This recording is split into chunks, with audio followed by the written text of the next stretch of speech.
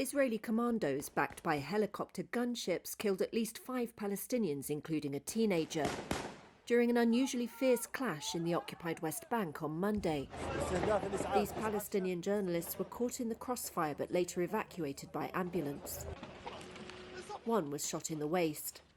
Troops raided the flashpoint town of Jenin to arrest Palestinians suspected of attacks and came under fire from gunmen, Israel's military said.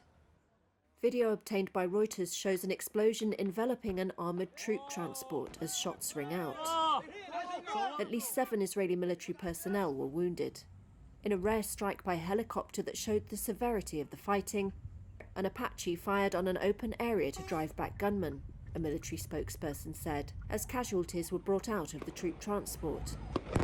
Under heavy fire, the army was forced to mount an extraction mission to pull out a number of its vehicles trapped in the fighting.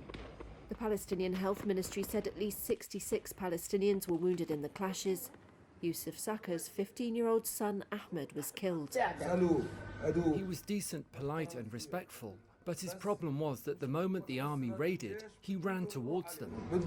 He wanted to after his friend Omar was killed. The death of his friend Omar was very painful for him.